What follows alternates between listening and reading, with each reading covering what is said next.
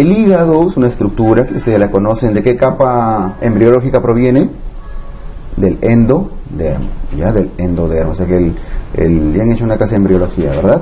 El desarrollo embriológico se forma en la capa trilaminar, endo, meso y ectodermo. El hígado viene del endodermo, al igual que casi la mayoría de las vísceras. A diferencia del vaso, ¿de dónde viene el vaso? El vaso sí viene del mesodermo. El vaso es mesodérmico, mientras el hígado es endodérmico, ¿ya? Muy bien, el hígado tiene esta forma, la conocen bastante bien, un color rojo vinoso, bastante friable, no hay muchas vueltas que dar acá. Acuérdense que el hígado tiene dos lóbulos, está formado por dos partes, un lóbulo izquierdo y un lóbulo derecho, siendo el lóbulo derecho el más grande, ¿no es cierto? Está separado por un ligamento. ¿Cómo se llama el ligamento que está hacia adelante? El ligamento falciforme, que ahí lo resalta un poco de rojito. El ligamento falciforme está en la línea media y divide el hígado en dos lóbulos. No confundan el ligamento falciforme con el ligamento que está en su parte más distal, que tiene una forma redonda, y ¿cómo se llama? El ligamento redondo, ¿no es cierto? En la parte más distal del ligamento falciforme se encuentra el ligamento redondo, un remanente de la circulación venosa del fetito, ¿no? Y en la parte superior del hígado hay otro ligamento que se denomina los ligamentos, o el ligamento que tiene dos haces, un haz hacia el lado derecho y un haz hacia el lado izquierdo, ligamento coronario. Entonces, viéndolo desde la parte superior del hígado, solo se ve el ligamento coronario.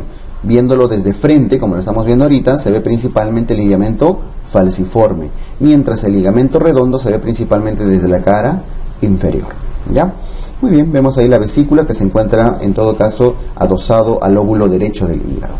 Abajo, en una vista inferior, llevándolo así, cogiendo la puntita del hígado, llevándolo hacia el otro lado, lo volteamos, o sea, este viene a ser ya también el lado izquierdo, y este viene a ser el lado derecho, ¿no? Estamos volteados al hígado. En su cara inferior, al hígado se puede evidenciar la vía biliar, junto con las estructuras que ingresan al hígado, que corresponde a la tríada portal, ¿cierto? ¿Quiénes forman la tríada portal que ingresan al hígado? La arteria hepática, la vena hepática o porta, la vena porta, ¿y qué más? El conducto biliar, ¿cierto? El conducto biliar, arteria hepática, vena porta y conducto biliar. Estas estructuras, en el caso de la arteria hepática y la vena porta, están entrando al hígado. En cambio, en el caso del conducto biliar, no entra, sino sale del hígado, ¿ya? Saca la bilis. Muy bien, el hígadito, no olviden que está cubierto por un peritoneo en casi toda su parte, salvo, ¿cuál es la parte no peritonizada del hígado? La parte posterior. Si ven acá, es la parte posterior que está en contacto ya también con la vena cava. Esta parte de atrás no está cubierta de peritoneo. El peritoneo básicamente cubre la cara anterior, la cara superior y la cara inferior. Entonces a veces es una pregunta típica, ¿no? ¿Cuál de las caras no está peritonizada? La cara posterior, no peritonizada. El hígadito se divide, tiene una segmentación, no confundir lóbulos, que son dos, izquierdo y derecho, con segmentos, y tampoco confundirlo con sectores. Aquí tenemos los 8 segmentos clásicos del hígado, según la clasificación de Coinot. No todos los lóbulos son vistos desde la misma posición, algunos son superiores, otros inferiores, otros anteriores, otros posteriores. ¿Y de qué depende la segmentación? De la división de la vena porta principalmente. No solo de la vena porta, cada uno de los segmentos, 7, 8, 5, 6, 1, 2, 3, 4, toditos, tienen una rama de la vena porta, tienen una rama de la arteria hepática y tienen una rama del conducto cístico. O sea, si ustedes ven cada uno de los segmentos, todos tienen un color azul, un color amarillo y un color medio verdoso, ¿no? Que corresponde a la bilis. Entonces, eso es lo que genera la segmentación, la división de la vena porta y la arteria hepática y los conductos biliares. Ahora, la segmentación puede ser un poco complicada si es que lo intentan memorizar, tarde o temprano se van a olvidar. Lo cierto es que hay algunas reglas que se pueden utilizar para segmentar con facilidad. Por ejemplo, hagamos una pantallita en blanco acá. Una regla práctica para poder hacer una buena segmentación sin equivocarse en el hígado es esta de acá. Tenemos a un hígado, acá, el hígadito, ¿ya? Por delante, ¿qué ligamento estaba? Falciforme, ¿no es cierto? Por debajo, el ligamento redondo. Y por arriba, el ligamento coronario, lóbulo izquierdo y lóbulo derecho. Ahí está la vesícula. Si ustedes intentan segmentarlo en esta posición, probablemente no van a poder. ¿Qué es lo que hay que hacer? Hay que levantar al hígado, agarrar la vesícula y llevarlo hacia arriba, cosa que nos vamos a quedar con una imagen más o menos así.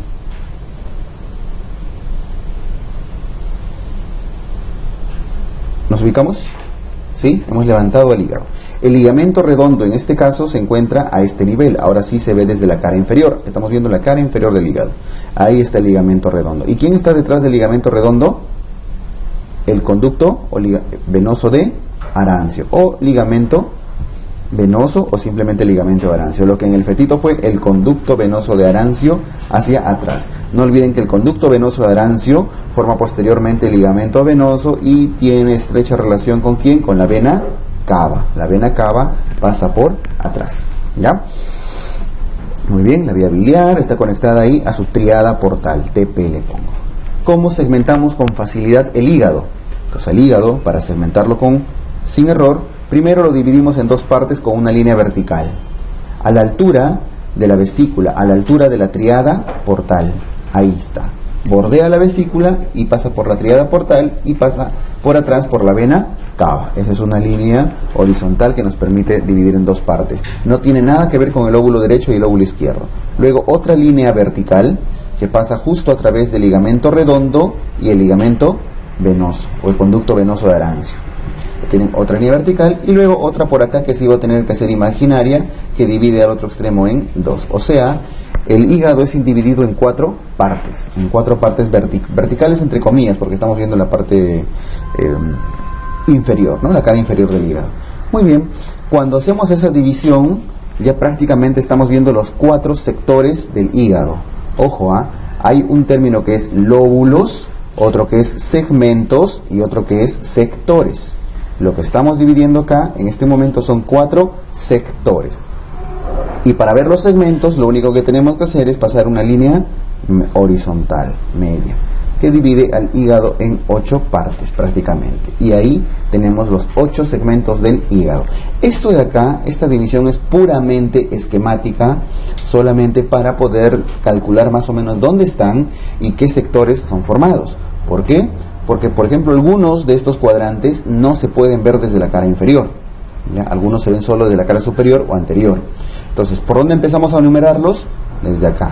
Este viene a ser el segmento número 1.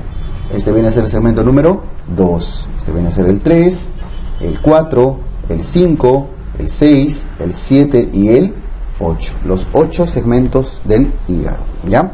¿Reciben nombres en particular? Sí. El 1, ¿cómo se suele denominar? Segmento o lóbulo caudado. Lóbulo caudado. ¿Por qué se denomina lóbulo caudado? No porque esté en la parte más caudal, no lo está, sino más bien porque envía como unas colitas. En la anatomía real, el segmento caudado, el número 1 que está atrás, no sé si logran ver bien oculto, ¿ya? Envía como unas colitas en particular. Ahora, el 1, si regresamos un ratito ahí a esa imagen, el 1 no solo recibe ramas de la vena porta, no solo recibe ramas de la arteria hepática y demás, de toda la ramificación, sino tiene una irrigación casi independiente. Si bien hay un lóbulo izquierdo y derecho, número 1, ese pequeñito, tiene irrigación y drenaje venoso casi independiente a todo el hígado. Por eso se le considera un lóbulo independiente, ¿ok?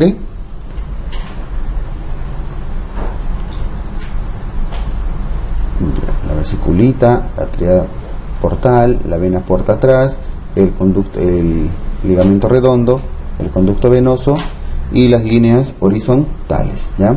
Había una vertical y 2 a los costados, ¿no es cierto? 1, 2, 3 y luego una línea horizontal. Muy bien, el número 1, este de acá, se le conocía como el lóbulo o segmento caudado. ¿Tiene otro nombre? El lóbulo de Spiegel. El lóbulo de Spiegel. Tiene 2 nombres, ¿ya? Luego sigue en sentido antihorario. Es el número 2. Este viene a ser el número 3. Este es el número 4. El 5. El 6. El 7 y el 8. ¿Ok? Muy bien. ¿Cuál es el otro que tiene otro nombre en particular? El 4. El lóbulo cuadrado o segmento cuadrado. 4 cuadrado, ¿no? Muy bien. ¿Cómo comprueban que su numeración y su dibujito está bien hecho para determinar los segmentos? Porque en la parte anterior o superior, en este caso en el dibujo, hacia arriba o hacia adelante, se encuentran todas las figuras geométricas, ¿no es cierto? La fosa ovoidea, el segmento cuadrado, el ligamento redondo, siempre van juntitos, los tres, ¿ya? Si eso no les sale a la hora de comprobar es porque los han numerado mal. ¿Y para qué sirve hacer estas líneas, esta segmentación? Porque de esto va a salir la sectorización hepática. Muy bien, habíamos dicho que son 4 sectores, ¿sí? Ya está. ¿Cómo se les nombra? De acuerdo a la línea media. Esta es la línea media. En todo caso, el 5 y el 8, que están cercanos a la línea media, se les llama medial del lado izquierdo o derecho. Derecho, ¿no es cierto? El sector medial derecho. El 4 y el 1 se les denomina ya también al revés, el sector medial izquierdo. El 6 y el 7 corresponde al sector lateral derecho. El 3 y el 2 viene a ser el sector lateral izquierdo. Entonces, ahí están los 4 sectores del hígado. Entonces el hígado tiene lóbulos, 2, segmentos, ¿cuántos tiene? 8, y sectores tiene 4. ¿Ok? Muy bien. Eso ténganlo siempre bien presente, de esa manera no van a fallar. Ahora, como les decía, esto es puramente esquemático, porque en realidad el segmento 8, por ejemplo, no es visible desde la cara inferior. En realidad el segmento 8 está hacia arriba, y buena parte del 7 tampoco es visible. Entonces, esto lo único que les va a ayudar a este esquema es solamente a poder agruparlos en los respectivos sectores del hígado. Tanto el 7 como el 8 no se ven. Una X ahí porque no se ven desde la cara inferior, más bien deberían estar encima del 6 y el 5, se ven desde la cara superior. Y el 2 tampoco se suele ver desde la cara inferior, ya suele estar por encima del 3, o sea, desde la cara superior. ¿Ya? Muy bien.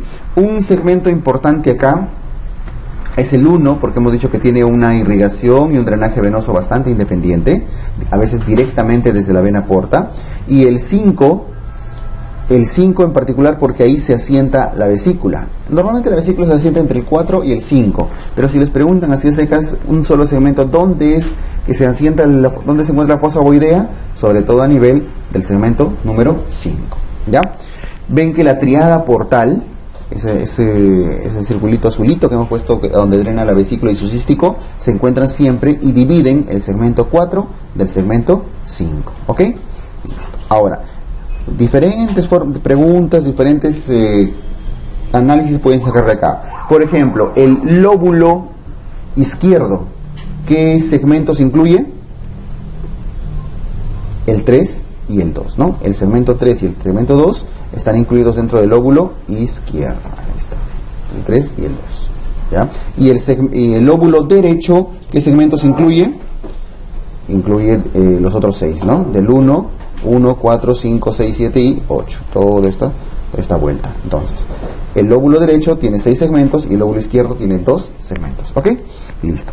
Ya con esta reglita, ya lo dejamos, ya no vamos a volver. Prácticamente aquí, claro, ¿no? En una visión anterior del hígado, ahí está, hacia adelante, ¿cuál se ve? El número 4. Y hacia atrás ya también, que acompaña a ese sector, el número 1, el lóbulo de Spiegel, ¿cierto? O lóbulo caudado. Ahí está. El 2, como habían visto, se ve desde la cara superior, no suele verse desde la cara inferior, al igual que el 7 y el 8. ¿Ya? Lo que hemos hecho es básicamente esquematizarlo para poder agruparlo en sectores. Y por ejemplo aquí tenemos el sector, lateral derecho. Este viene a ser el sector medial derecho, el sector medial izquierdo y el sector lateral izquierdo. ¿Ya? Listo. No olviden que finalmente a cada uno de estos segmentos llega una ramita de la vena porta, una ramita de la arteria hepática, les da una ramita del conducto biliar y eso es lo que le lleva sangre a cada uno de los segmentos, y cada uno de los segmentos tiene una vena hepática. No confundan la vena porta, que es la que le lleva sangre a cada uno de los segmentos, con estas celestitas que son las venas hepáticas, y esas venas hepáticas sí llevan sangre finalmente a la vena cava. ¿Ya? O sea, el hígado igualito termina drenando en la vena cava, pero desde arriba, a través de las venas hepáticas. ¿Ya?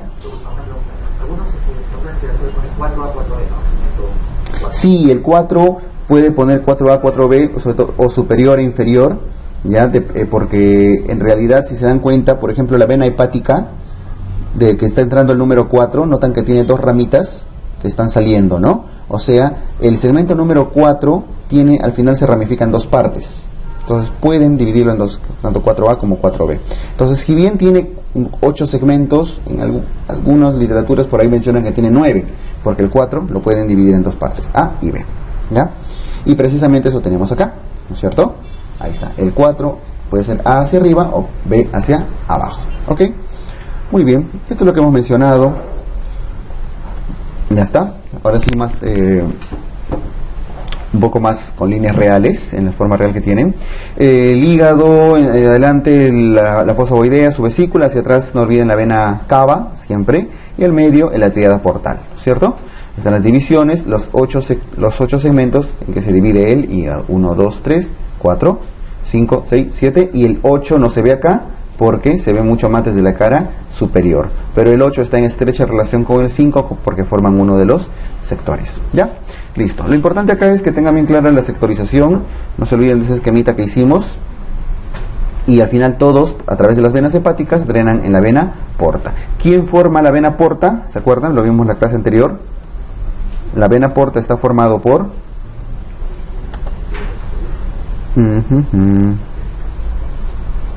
La vena porta, bueno, lo estoy haciendo de rojo, pero es azulita, ¿no? La vena porta está formado por dos venas. En realidad por tres, pero finalmente son dos las que se unen. La vena esplénica, que viene desde el vaso, con la mesentérica superior. Y las dos drenan en el tronco portal, la vena porta. Y esa es la que al final se ramifica para entrar al hígado. ¿Y dónde está la mesentérica inferior? La mesentérica inferior drena en la vena esplénica, la mesentérica inferior, ¿ya? Finalmente son las tres venitas que forman la vena porta, ¿ok? Y es el sistema venoso, digamos, paralelo al de la vena cava, y recoge prácticamente el drenaje venoso de todo el abdomen y de prácticamente toda la pelvis también, ¿ya? Listo, con eso avanzamos, vamos a la vía biliar. De la vía biliar, algunos detallitos. No se olviden que la vesícula drena ¿dónde? En el conducto cístico. El conducto cístico termina uniéndose con el conducto hepático común, y el hepático común termina juntándose con el cístico y formando el colédoco, ¿cierto? Empezamos con la vesícula. La vesícula es una víscera, como todas, una víscera hueca, que tiene todas las capas del intestino. ¿Cuáles son las capas que tiene? De afuera hacia adentro, tiene serosa, tiene una capa muscular. La capa muscular es circular interna, longitudinal externa, circular interna, una capa submucosa y una capa mucosa. La capa mucosa, ¿qué tipo de epitelio tiene? Cilíndrico, un epitelio cilíndrico, al igual que todo el tracto digestivo prácticamente, ¿ya? Muy bien, la vesícula la podemos dividir en tres partes. Tiene un fondo, tiene un cuerpo, tiene un bacinete. Ese bacinete es el que está en contacto con el conducto cístico. El fondo es importante porque a nivel del fondo de la vesícula es donde suelen asentarse primero la mayor cantidad de pólipos, que son tumores benignos, y la mayor cantidad de neoplasias, los cánceres. Tanto los pólipos como los cánceres suelen asentarse principalmente a nivel del fondo vesicular, ¿ya? En cambio, los cálculos, cuando se obstruyen, ¿dónde suelen obstruir? A nivel del bacinete o ya en el conducto cístico. Muy bien, veamos el cístico. El conducto cístico igualito, es otra víscera hueca que tiene en su interior un montón de pliegues. Ven ahí pliegues por dentro, ¿no? ¿Cómo se denominan los pliegues del conducto cístico? Los pliegues de Kerkring. Pliegues de Heister. Heister, ¿ya?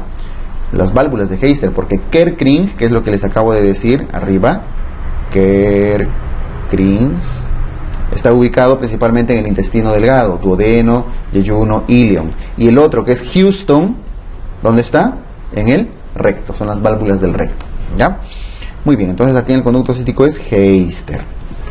Este conducto cístico se une con el conducto hepático común y juntos forman el colédoco. Ya está. Ahora, no olviden que el colédoco tiene ¿cuántas porciones? 4 porciones del colédoco. ¿Cómo se dividen? En relación sobre todo al duodeno. El duodeno vamos a terminar de dibujarlo, más o menos así, más o menos así. Primera porción del duodeno.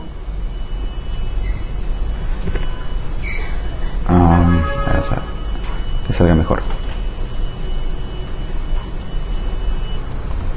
El duodeno en su primera porción, por atrás, ahí está. Ya está mejor, ¿no? Ahí está el estómago. Estómago, píloro, duodeno primera porción, duodeno segunda porción, abajo duodeno tercera porción. ¿Cuántas porciones tiene el duodeno? 4, ¿verdad? Ya está. El colédoco, perdón, entonces, acá tenemos el páncreas. El páncreas está justo por dentro de la C que forma el duodeno. Ahí está el páncreas. Ya. El colédoco tiene 4 partes, 4 porciones en relación al duodeno. Primera porción, la que está más arribita, ¿cómo se llama? La porción supraduodenal. Pasa por encima del duodeno, supraduodenal. Una segunda porción, esta de acá, que estoy poniendo flechita, que pasa por detrás del duodeno, retroduodenal. Esa porción retroduodenal es importante porque cuando hay aumentos, dilataciones del duodeno o del píloro, en esa parte, el píloro por ejemplo se distiende, ¿qué va a pasar? Va a comprimir el colédoco y va a formar obstrucción de la vía biliar, ¿ya? ¿Qué más? Una tercera porción, acá, que es la más importante quizá, que es la intrapancreática. La porción intrapancreática, por dentro del páncreas. Y una cuarta porción que es la última antes de su drenaje, que es la que recorre todavía la pared del duodeno antes de drenar, que se llama la porción intramural. Entonces, una porción supraduodenal, una porción retroduodenal por detrás del duodeno, intrapancreática e intramural del duodeno. Hay una porción por ahí chiquitita, que ustedes la están viendo, que no le puse flechita, que a veces algunos textos lo suelen considerar una porción más, pero que no tiene mayor trascendencia clínica. No es importante desde el punto de vista quirúrgico, y es esta de acá que lo voy a poner de verde, la porción infraduodenal, o sea, por debajo del duodeno. Pueden llamarlo infraduodenal o pueden llamarlo suprapancreática o epipancreática, cualquier nombre. Pónganle todos los nombres que quieran, lo suelen nombrar en algunos textos, pero no tiene mayor trascendencia clínica, ¿ya? ¿Listo?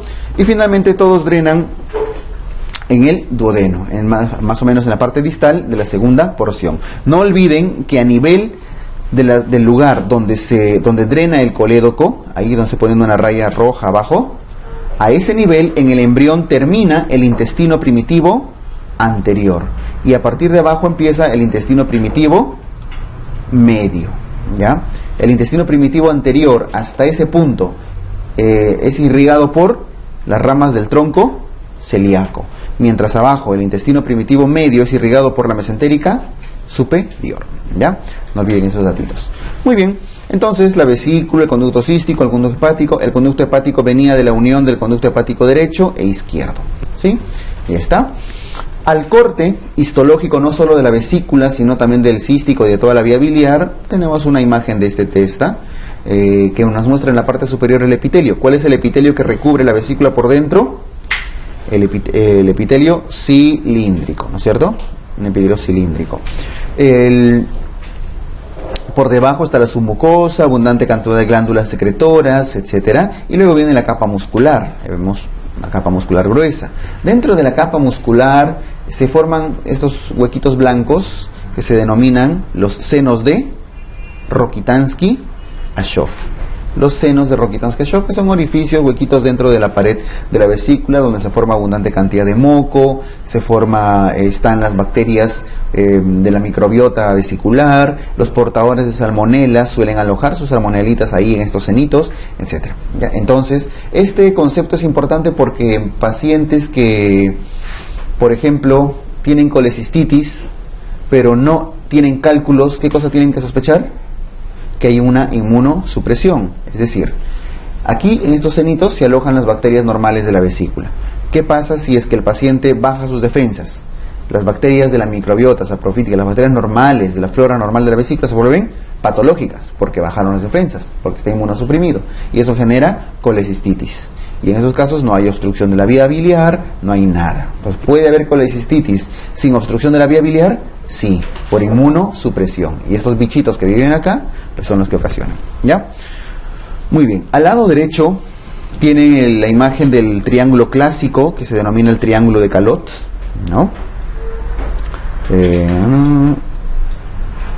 ¿Cuál es el triángulo de Calot? El que estoy resaltando de amarillito, ¿no? Ese triángulo chiquitito que lo tienen ahí punteadito, ¿ya? ¿Cuáles son los límites del triángulo de Calot?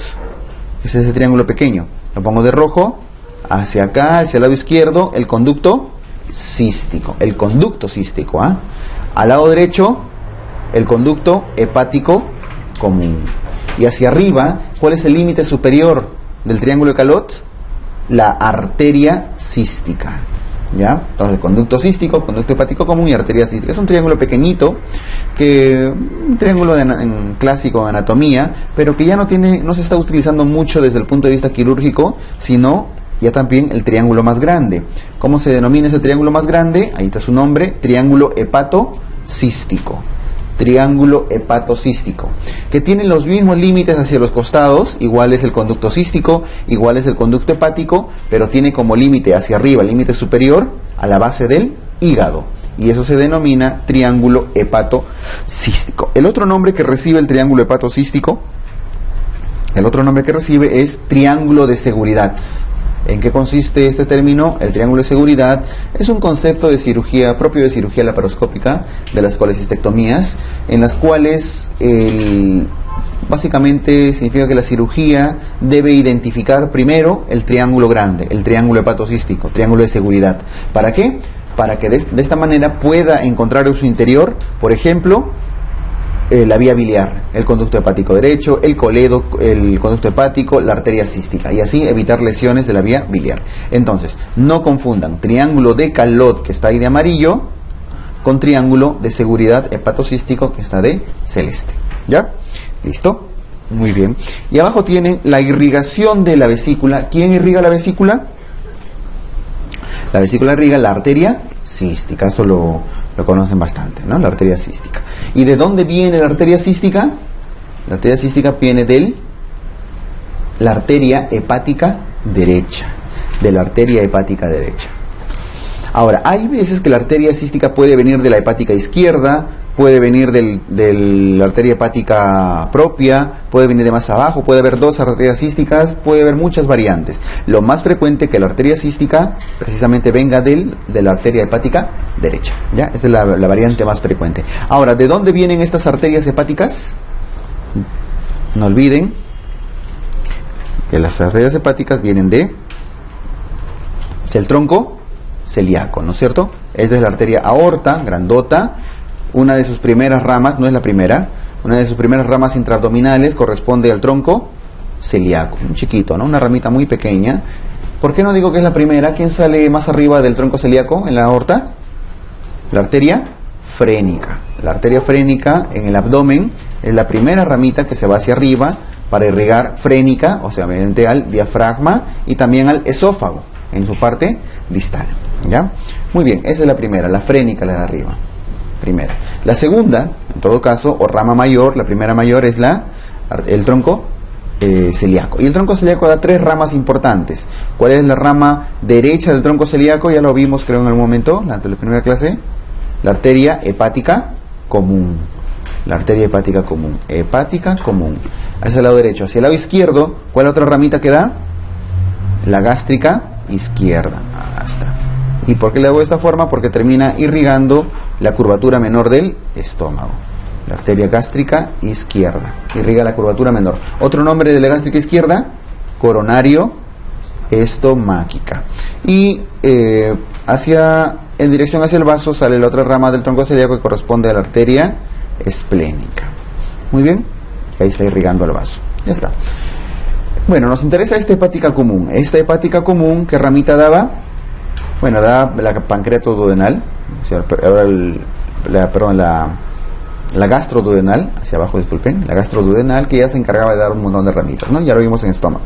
Ahora, esta hepática común, hacia arriba, termina dirigiéndose hacia el hígado y da la rama hepática propia.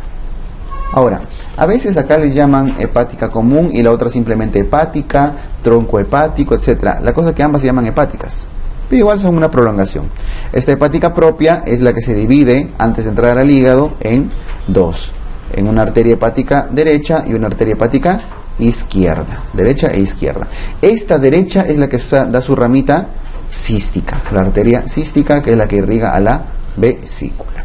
¿Ya? Así es la ramificación de las arterias que van a entrar al hígado. ¿Ok? Muy bien. ¿Cómo se llama esta división? La del tronco celíaco. ¿Ya está? Que lo tienen que saber para siempre recordar sus ganglios, ¿no? Los grupos ganglionares del estómago. Muy bien. Entonces, la arteria cística la arteria cística sale de la arteria hepática derecha, y tanto la hepática derecha, salud, como la hepática izquierda vienen de la hepática propia. ¿Y qué estructura está detrás de la arteria hepática? Ahí tienen que tener cuidado porque no es la vena hepática. ¿Qué vena es? La vena porta. La vena porta. ¿Ya? Y a su derecha la vía biliar. Entonces estas tres estructuras conforman entre las tres la tríada portal, o llamado también el pedículo hepático. Cuando les hablan de tríada portal o pedículo hepático se refieren a estas tres estructuras. ¿Y por dónde pasa la cava? La cava pasa un poco más atrás, más al fondo, atrás de todas ellas, atrás de la vena porta, ahí pasa la vena cava. Ahí de fondo lo estoy pintando, ¿no? Atrás. Por atrás. ¿Ya está?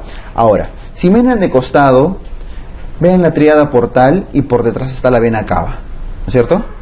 Entre la tríada portal y la vena cava, si lo viéramos de costadito, se forma un orificio. Un orificio, que si ustedes meten con una flechita, tienen por delante la tríada portal y por detrás la cava. ¿Cómo se llama ese orificio, ese hiato? El hiato de Winslow. El hiato de Winslow es el orificio que se forma detrás de la tríada portal, delante de la vena cava. Y por el hiato de Winslow suelen acceder a las porciones, a las bolsas epiploicas, a la transcavidad de los epiplones, pueden acceder a zonas distales del páncreas y demás. ¿Ya? Muy bien. ¿Listo? Terminamos con esta parte, la vía biliar, el hígadito, y final... Está bien separada la vesícula de la vía biliar principal, ¿no? En un síndrome de Mirici, poco ocurre que un cálculo clavado en el paciente puede presionar la vía biliar principal, ¿no? Causar Mirici. Pero ahí por esquemático estamos separados, ¿no? Pero la vía real es más... Sí, en realidad esto es lo más cercano, vendría a ser más bien esto de acá.